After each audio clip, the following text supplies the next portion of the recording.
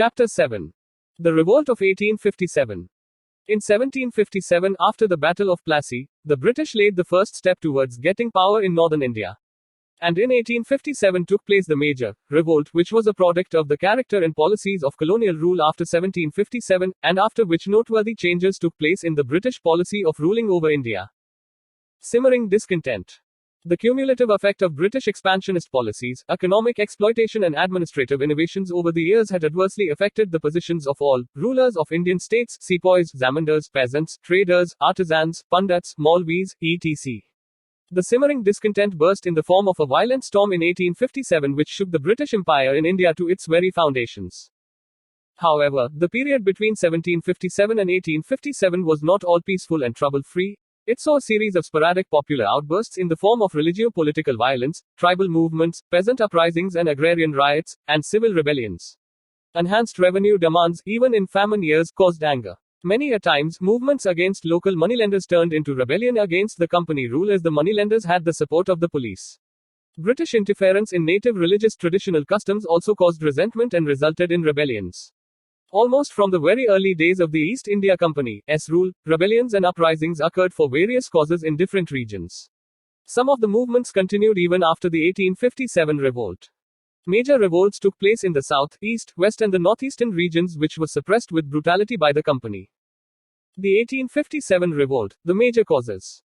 The causes of the revolt of 1857, like those of earlier uprisings, emerged from all aspects, socio-cultural, economic and political, of daily existence of Indian population cutting through all sections and classes. These causes are discussed below. Economic causes. The colonial policies of the East India Company destroyed the traditional economic fabric of the Indian society. The peasantry were never really to recover from the disabilities imposed by the new and a highly unpopular revenue settlement.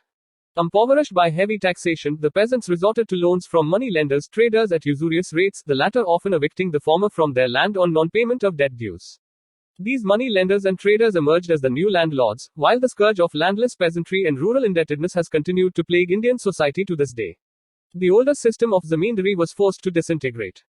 British rule also meant misery to the artisans and handicrafts people. The annexation of Indian states by the company cut off their major source of patronage, the native rulers and the nobles, who could not now afford to be patrons of the crafts workers. Added to this, British policy discouraged Indian handicrafts and promoted British goods. The highly skilled Indian craftsmen were forced to look for alternate sources of employment that hardly existed, as the destruction of Indian handicrafts was not accompanied by the development of modern industries. View. It was the British intruder who broke up the Indian handloom and destroyed the spinning wheel. England began with depriving the Indian cottons from the European market, it then introduced twist into Hindustan and in the end inundated the very mother country of cotton with cottons. Karl Marx, in 1853. The Indian trade and mercantile class was deliberately crippled by the British who imposed high tariff duties on Indian-made goods. At the same time, the import of British goods into India attracted low tariffs, thus encouraging their entry into India. By mid-19th century, exports of cotton and silk textiles from India practically came to an end. Free trade, one way, that is, and refusal to impose protective duties against machine-made goods from Britain simply killed Indian manufacture. Zamindars, the traditional landed aristocracy, often saw their land rights forfeited with frequent use of a quo warranto by the administration. This resulted in a loss of status for them in the villages. In Awadh, the storm center of the revolt, 21,000 talukdars had their estates confiscated and suddenly found themselves without a source of income, unable to work, ashamed to beg, condemned to penury. These dispossessed talukdars seized the opportunity presented by the sepoy revolt to oppose the British and try to regain what they had lost. The ruin of Indian industry increased the pressure on agriculture and land, which could not support all the people. The lopsided development resulted in pauperization of the country in general. Political causes. The East India Company's greedy policy of aggrandizement accompanied by broken pledges and promises resulted in contempt for the company and loss of political prestige, besides causing suspicion in the minds of almost all the ruling princes in India, through such policies as of effective control, subsidiary alliance, and doctrine of lapse. The right of succession was denied to Hindu princes. The Mughals were humbled when, on Prince Fakiruddin's death in 1856, whose succession had been recognized conditionally by Lord Dalhousie, Lord Canning announced that the next prince on succession would have to renounce the regal title and the ancestral Mughal palaces, in addition to the renunciations agreed upon by Prince Fakiruddin. The collapse of rulers, the erstwhile aristocracy, also adversely affected those sections of the Indian society which derived their sustenance from cultural and religious pursuits. Administrative causes. Rampant corruption in the company's administration, especially among the police, petty officials, and lower law courts, was a major cause of discontent. Indeed, it is the view of many historians that the rampant corruption we see now in India is a legacy of the company rule. Also, the character of British rule imparted a foreign and alien look to it in the eyes of Indians, a kind of absentee sovereignty. Socio-religious causes. Racial overtones and a superiority complex characterized the British administrative attitude towards the native Indian population. The activities of Christian missionaries who followed the British flag in India were looked upon with suspicion by Indians. The attempts at socio-religious reform such as abolition of sati, support to widow marriage and women's education was seen by a large section of the population as interference in the social and religious domains of Indian society by outsiders. These fears were compounded by the government's decision to tax mosque and temple lands and making laws such as the Religious Disabilities Act 1856, which modified Hindu customs, for instance, declaring that a change of religion did not debar a son from inheriting the property of his heathen father. Influence of outside events. The revolt of 1857 coincided with certain outside events in which the British suffered serious losses: the First Afghan War 1838-42, Punjab Wars 1845-49, and the Crimean Wars 1854-56. These had obvious psychological repercussions. The British were seen to be not so strong, and it was felt that they could be defeated. Discontent among sepoys. The conditions of service in the company's army and cantonments increasingly came into conflict with the religious beliefs and prejudices of the sepoys. Restrictions on wearing caste and sectarian marks and secret rumors of proselytizing activities of the chaplains, often maintained on the company's expenses, which meant at Indian expense, were interpreted by Indian sepoys, who were generally conservative by nature, as interference in their religious affairs. To the religious Hindu of the time, crossing the seas meant loss of caste. In 1856, Lord Canning's government passed the General Service Enlistment Act, which decreed that all future recruits to the Bengal Army would have to give an undertaking to serve anywhere their services might be required by the government. This caused resentment. The Indian sepoy was equally unhappy with his emoluments compared to his British counterpart. A more immediate cause of the sepoys' dissatisfaction was the order that they would not be given the Foreign Service Allowance bhatta when serving in Sindh in Punjab. The annexation of Awadh, home of many of the sepoys, further inflamed their feelings. The Indian sepoy was made to feel a subordinate at every step and was discriminated against racially and in matters of promotion and privileges. The discontent of the sepoys was not limited to military matters. It reflected the general disenchantment with and the opposition to British rule. The sepoy, in fact, was a peasant in uniform whose consciousness was not divorced from that of the rural population. The army voiced grievances other than its own, and the movement spread beyond the army, observes S. Gopal.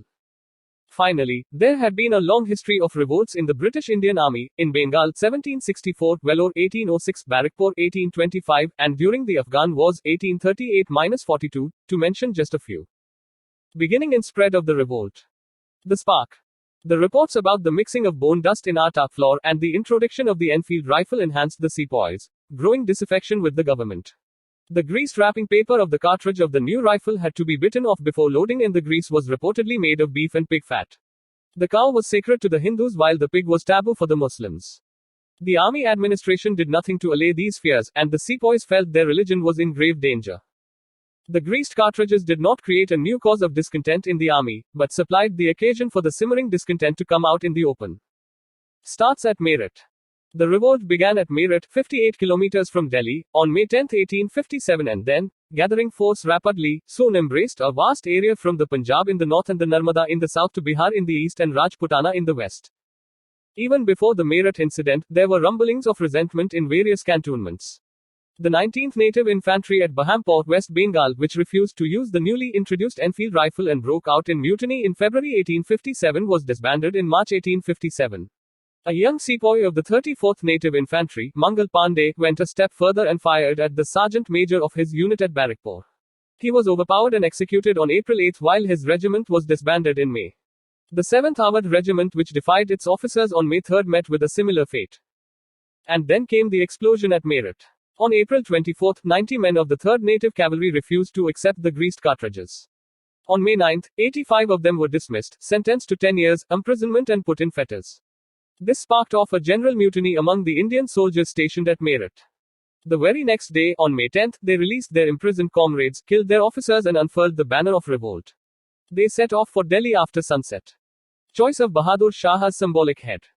In Delhi, the local infantry joined them, killed their own European officers including Simon Fraser, the political agent, and seized the city. Lieutenant Willoughby, the officer in charge of the magazine at Delhi, offered some resistance, but was overcome. The aged and powerless Bahadur Shah Zafar was proclaimed the Emperor of India. Delhi was soon to become the center of the Great Revolt and Bahadur Shah, its symbol. This spontaneous raising of the last Mughal king to the leadership of the country was a recognition of the fact that the long reign of Mughal dynasty had become the traditional symbol of India's political unity. With this single act, the sepoys had transformed a mutiny of soldiers into a revolutionary war, while all Indian chiefs who took part in the revolt hastened to proclaim their loyalty to the Mughal emperor.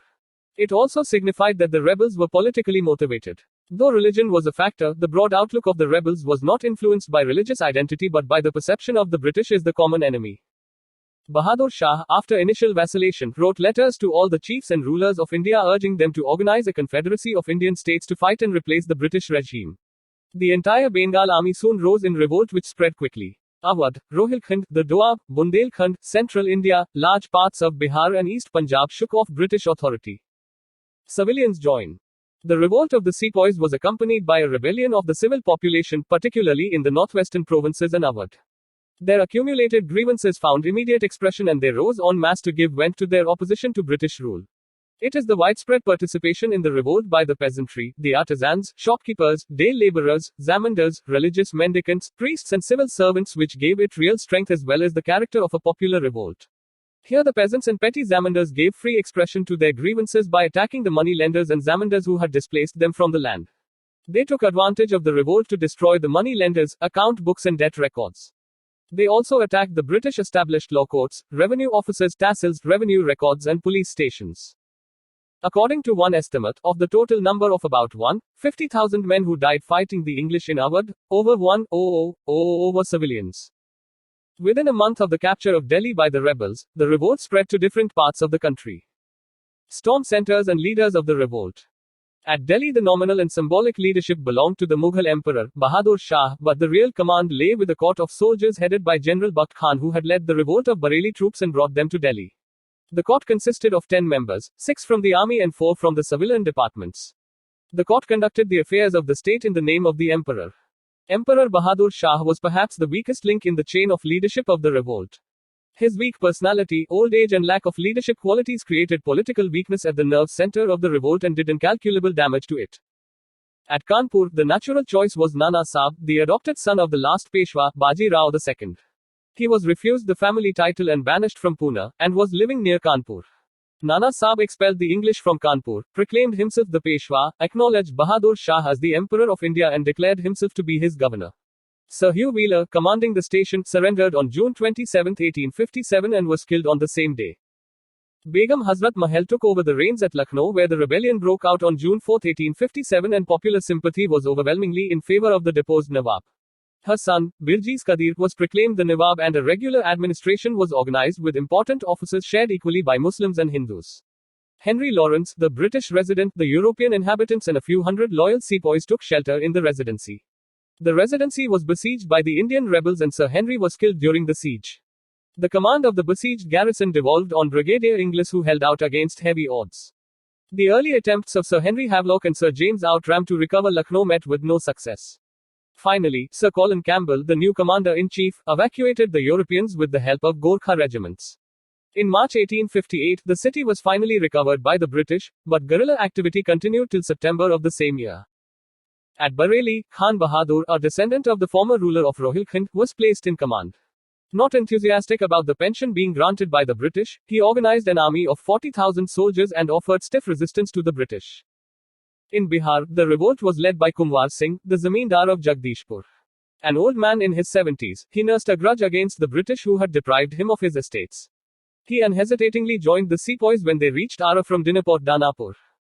Maulvi Ahmadullah of Faizabad was another outstanding leader of the revolt. He was a native of Madras and had moved to Faizabad in the north where he fought a stiff battle against the British troops. He emerged as one of the revolt's acknowledged leaders once it broke out in Awadh in May 1857. The most outstanding leader of the revolt was Rani Lakshmibai, who assumed the leadership of the sepoys at Jhansi.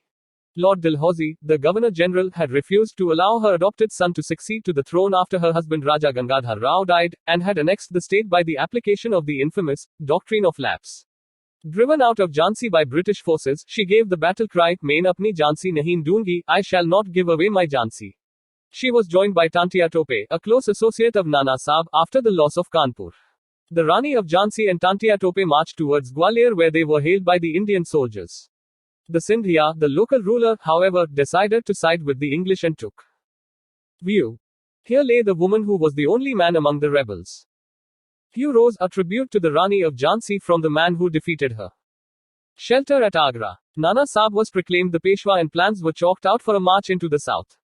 Gwalior was recaptured by the English in June 1858. The sacrifices made by the common masses were immense and innumerable. The name of Shahmal, a local villager in Pargana Barot, Bagpat, Uttar Pradesh, is most notable. He organized the headmen and peasants of 84 villages referred as Chaurasi Desh marching at night from village to village, urging people to rebel against the British hegemony.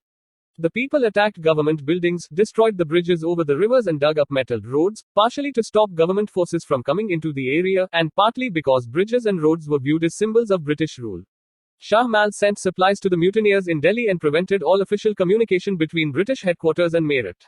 He made his headquarters at the bungalow of an irrigation department on the banks of the Yamuna and supervised and controlled his operations from there. In fact, the bungalow was turned into a hall of justice, resolving disputes and dispensing judgments. He also organized an effective network of intelligence for a short duration. The people of the area felt that the British rule was over and their own rule had come. Unfortunately, in July 1857, Shahmal was killed by an English officer, Dunlap. It is alleged that Shahmal's body was cut into pieces and his head displayed on July 21, 1857 to terrify the public. For more than a year, however, the rebels carried on their struggle against heavy odds. Suppression of the revolt. The revolt was finally suppressed. The British captured Delhi on September 20, 1857 after prolonged and bitter fighting. John Nicholson, the leader of the siege, was badly wounded and later succumbed to his injuries. Bahadur Shah was taken prisoner. The royal princes were captured and butchered on the spot, publicly shot at point-blank range by Lieutenant Hudson himself. The emperor was exiled to Rangoon where he died in 1862. Thus the great house of Mughals was finally and completely extinguished. Terrible vengeance was wreaked on the inhabitants of Delhi. With the fall of Delhi, the focal point of the revolt disappeared. One by one, all the great leaders of the revolt fell. Military operations for the recapture of Kanpur were closely associated with the recovery of Lucknow. Sir Colin Campbell occupied Kanpur on December 6, 1857. Nana Sahib, defeated at Kanpur, escaped to Nepal in early 1859, never to be heard of again. His close associate Tantia Tope escaped into the jungles of central India, but was captured while asleep in April 1859 and put to death. The Rani of Jhansi had died on the battlefield earlier in June 1858. Jhansi was recaptured by Sir Hugh Rose. By 1859, Kumwar Singh, Bakht Khan, Khan Bahadur Khan of Bareilly, Rao Sahib, brother of Nana Sahib, and Maulvi Ahmadullah were all dead, while the Begum of Awadh was compelled to hide in Nepal. At Benares, a rebellion had been organized which was mercilessly suppressed by Colonel Neil, who put to death all suspected rebels and even disorderly sepoys. By the end of 1859, British authority over India was fully re-established. The British government had to pour immense supplies of men, money and arms into the country, though the Indians had to later repay the entire cost through their own suppression. Why the revolt failed? All India participation was absent. Limited territorial spread was one factor. There was no all India veneer about the revolt. The eastern, southern and western parts of India remained more or less unaffected. This was probably because the earlier uprisings in those regions had been brutally suppressed by the company. All classes did not join. Certain classes and groups did not join in fact, worked against the revolt. Big zamindars acted as breakwaters to storm. Even our talukdars backed off once promises of land restitution was spelt out. Money lenders and merchants suffered the wrath of the mutineers badly and anyway saw their class interests better protected under British patronage. Educated Indians viewed this revolt as backward-looking, supportive of the feudal order and as a reaction of traditional conservative forces to modernity. These people had high hopes that the British would usher in an era of modernization. Most Indian rulers refused to join and often gave active help to the British. Rulers who did not participate included the Sindhia of Gwalior, the Holkar of Indore, the rulers of Patiala, Sindh and other Sikh chieftains and the Maharaja of Kashmir.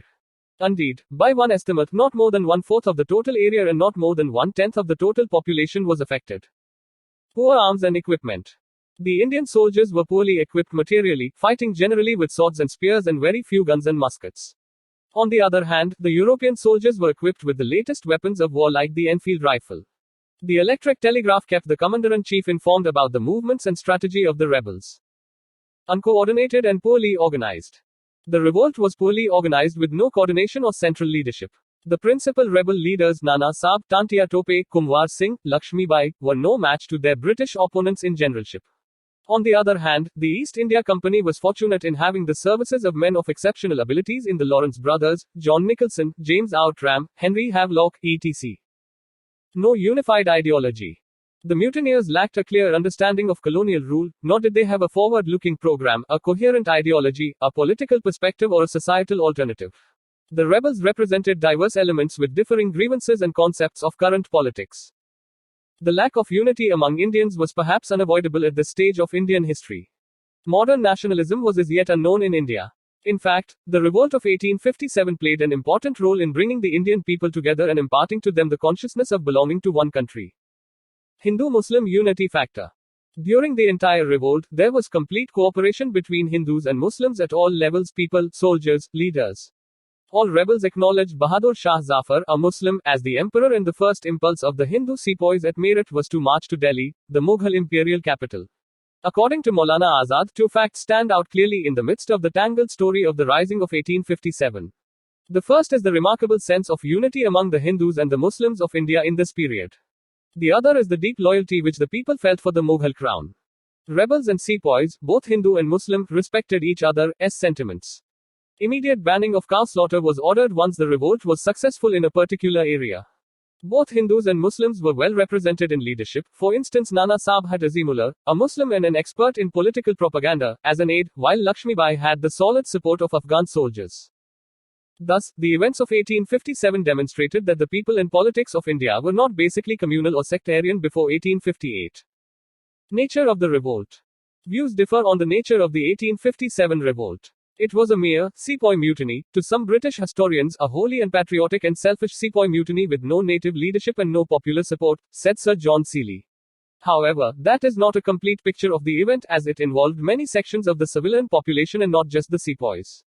The discontent of the sepoys was just one cause of the disturbance. Dr. K. Datta considers the revolt of 1857 to have been, in the main, a military outbreak, which was taken advantage of by certain discontented princes and landlords, whose interests had been affected by the new political order. The last mentioned factor gave it an aura of a popular uprising in certain areas. It was never all Indian in character, but was localized, restricted and poorly organized. Further, says Datta, the movement was marked by absence of cohesion and unity of purpose among the various sections of the rebels. It was at the beginning of the 20th century that the 1857 revolt came to be interpreted as a planned war of national independence by V.D. Savarkar in his book, The Indian War of Independence, 1857.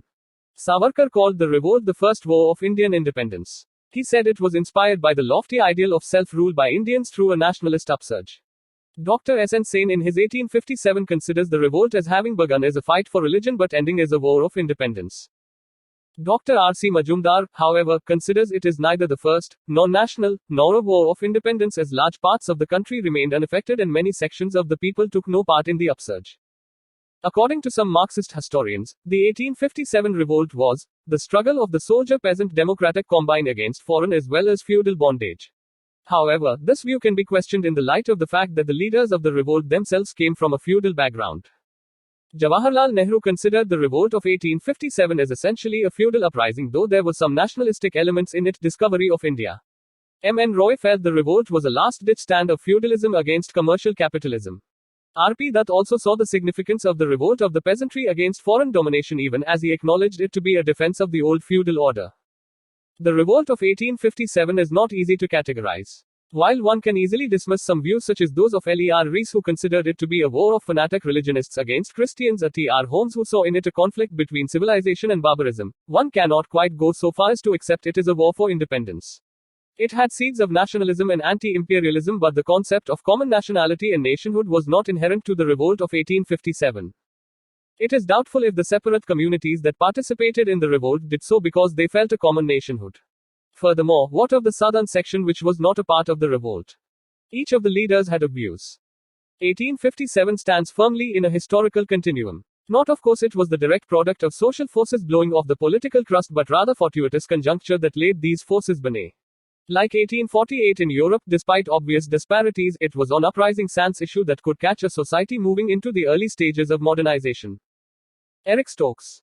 First War of Independence. It certainly was, as in the whole canvas of the recorded history of India, it would be difficult to find a parallel to this gigantic anti-foreign combine of all classes of people and of many provinces of India.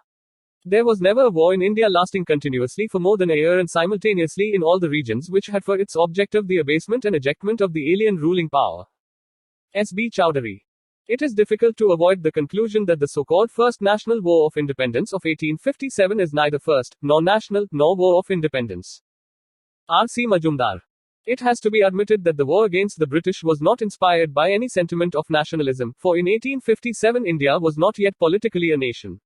It is a fact that the Hindus and Muslims cooperated, but the leaders and the followers of the two communities were moved by personal loyalties rather than loyalty to a common motherland.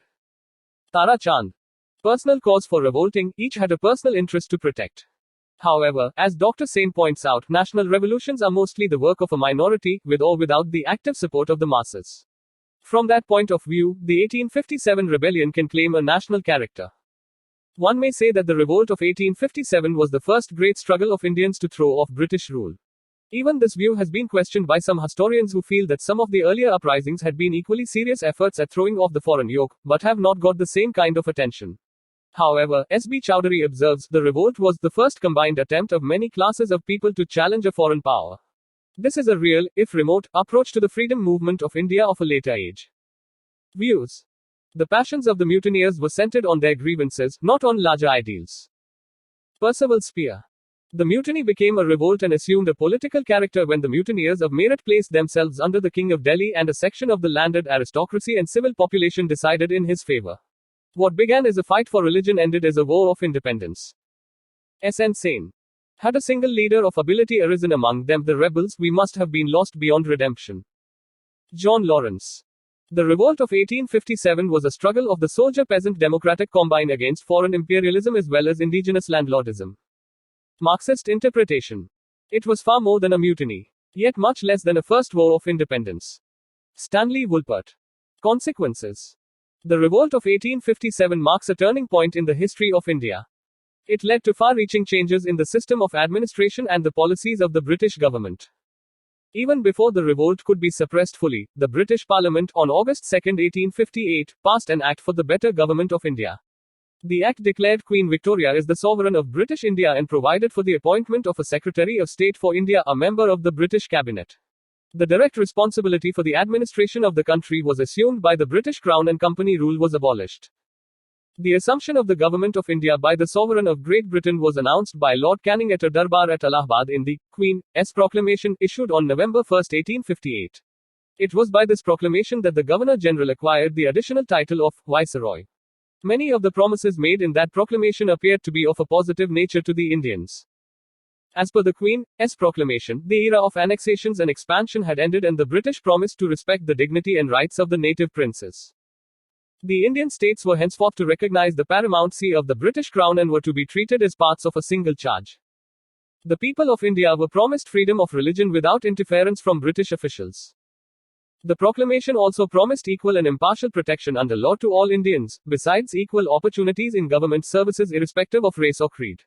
It was also promised that old Indian rights, customs and practices would be given due regard while framing and administering the law. The army, which was at the forefront of the outbreak, was thoroughly reorganized and British military policy came to be dominated by the idea of division and counterpoise. The British could no longer depend on Indian loyalty, so the number of Indian soldiers was drastically reduced even as the number of European soldiers was increased. The concept of divide and rule was adopted with separate units being created on the basis of caste community region. Recruits were to be drawn from the martial races of Punjab, Nepal, and northwestern frontier who had proved loyal to the British during the revolt. Effort was made to keep the army away from civilian population. The Army Amalgamation Scheme, 1861 moved the company's European troops to the services of the Crown. Further, the European troops in India were constantly revamped by periodical visits to England, sometimes termed as the Link Battalion scheme. All Indian artillery units, except a few mountain batteries, were made defunct. All higher posts in the army and the artillery departments were reserved for the Europeans. Till the first decade of the 20th century, no Indian was thought fit to deserve the king's S commission, and a new English recruit was considered superior to an Indian officer holding the Viceroy's commission. The earlier reformist zeal of a self-confident Victorian liberalism evaporated as many liberals in Britain began to believe that Indians were beyond reform. This new approach, conservative brand of liberalism, as it was called by Thomas Metcalfe, had the solid support of the conservative and aristocratic classes of England who espoused the complete non-interference in the traditional structure of Indian society. Thus the era of reforms came to an end. The conservative reaction in England made the British Empire in India more autocratic. It began to deny the aspirations of the educated Indians for sharing power. In the long term, this new British attitude proved counterproductive for the empire, as this caused frustrations in the educated Indian middle classes and gave rise to modern nationalism very soon. The policy of divide and rule started in earnest after the Revolt of 1857. The British used one-class community. White mutiny. In the wake of the transfer of power from the British East India Company to the British Crown, a section of European forces employed under the company resented the move that required the three presidency armies to transfer their allegiance from the defunct company to the Queen, as in the British Army. This resentment resulted in some unrest termed as White Mutiny. Prior to 1861, there were two separate military forces in India, operating under the British rule. One was the Queen's Army and the other comprised the units of the East India Company. The company's troops received bhatta, extra allowances of pay to cover various expenditures related to operations in areas other than the home territories. With transfer of power, the bhatta was stopped. Lord Canning's legalistic interpretation of the laws surrounding the transfer also infuriated the affected white soldiers. The White Mutiny was seen as a potential threat to the already precarious British position in India, with the potential of inciting renewed rebellion among the still excited population in India. The demands of the European forces included an enlistment bonus or a choice of release from their obligations. Finally, the demand for free and clear release with free passage home was accepted, and men opted to return home. It is also believed that open rebellion and physical violence on the part of European forces were such that there was little possibility of being accepted into the Queen's army. View. In conceptual terms, the British, who had started their rule as outsiders, became insiders by vesting in their monarch the sovereignty of India. Bernard Cohn, in context of the Queen's proclamation against another unscrupulously. Thus, socially, there was irremediable deterioration. While British territorial conquest was at an end, a period of systematic economic loot by the British began. The Indian economy was fully exploited without fear. In accordance with Queen's Proclamation of 1858, the Indian Civil Service Act of 1861 was passed, which was to give an impression that under the Queen all were equal, irrespective of race or creed. In reality, the detailed rules framed for the conduct of the civil service examination had the effect of keeping the higher services a close preserve of the colonizers. Racial hatred and suspicion between the Indians and the English was probably the worst legacy of the revolt. The newspapers and journals in Britain picturized the Indians as subhuman creatures, who could be kept in check only by superior force. The proponents of imperialism in India dubbed the entire Indian population as unworthy of trust and subjected them to insults and contempt. The complete structure of the Indian government was remodeled and based on the notion of a master race, justifying the philosophy of the white man's burden. This widened the gulf between the rulers and the ruled, besides causing eruptions of political controversies, demonstrations, and acts of violence in the coming period. Significance of the revolt. For the British, the revolt of 1857 proved useful in that it showed up the glaring shortcomings in the company's administration and its army, which they rectified promptly. These defects would never have been revealed to the world if the revolt had not happened. For the Indians, the 1857 revolt had a major influence on the course of the struggle for freedom. It brought out in the open grievances of people in the sepoys, which were seen to be genuine. However, it was also obvious that the primitive arms which the Indians possessed were no match for the advanced weapons of the British. Furthermore, the senseless atrocities committed by both sides shocked the Indian intellectuals, who were increasingly convinced that violence was to be eschewed in any struggle for freedom. The educated middle class, which was a growing section, did not believe in violence and preferred an orderly approach. But the revolt of 1857 did establish local traditions of resistance to British rule which were to be of help in the course of the national struggle for freedom. Summary. Revolt, a product of character and policies of colonial rule. Economic causes: heavy taxation under new revenue settlement, summary evictions, discriminatory tariff policy against Indian products, destruction of traditional handicrafts industry, and absence of concomitant industrialization on modern lines that hit peasants, artisans and small zamindars. Political causes: greedy policy of aggrandizement, absentee sovereigntyship character of British rule, British interference in socio-religious affairs of Indian public. Military causes: discontent among sepoys for economic, psychological, and religious reasons, coupled with a long history of revolts. Filled circle centers of revolt and leaders: Delhi General Bakht Khan, Kanpur Nana Sahib, Lucknow Begum Hazrat Mahal, Bareli Khan Bahadur, Bihar Kumwar Singh, Faizabad Maulvi Ahmadullah, Jhansi Rani Lakshmibai, Bagpat Shah Mahal. Filled circle: the British resistance. Delhi Lieutenant Willoughby, John Nicholson. Lieutenant Hudson, Kanpur Sir Hugh Wheeler, Sir Colin Campbell. Lucknow Henry Lawrence, Brigadier Inglis, Henry Havelock, James Outram, Sir Colin Campbell. Jhansi Sir Hugh Rose, Benares Colonel James Neal. Filled circle: causes of failure. Limited territorial and social base. Crucial support of certain sections of Indian public to British authorities. Lack of resources as compared to those of the British. Lack of coordination and a central leadership. Lack of a coherent ideology and a political perspective. Filled circle: nature. R.C. Majumdar and S.N. Saint, not an organized, national revolt. R.C. Majumdar, neither First nor National War of Independence. V.D. Savarkar, War of Independence. Eric Stokes, elitist in character. Lawrence and Seeley, mere sepoy mutiny. T.R. Holmes, a conflict between civilization and barbarism. James Outram, a Mohammedan conspiracy making capital of Hindu grievances. Percival Spear, three phases of the revolt. Conclusion: not quite the first war of independence, but sowed the seeds of nationalism in quest for freedom from alien rule. Filled circle effect. Crown took over, company rule abolished. Queen's proclamation altered administration. Army reorganized. Racial hatred deepened. White mutiny. The end. Thank you for listening. Please like, share, comment, and subscribe.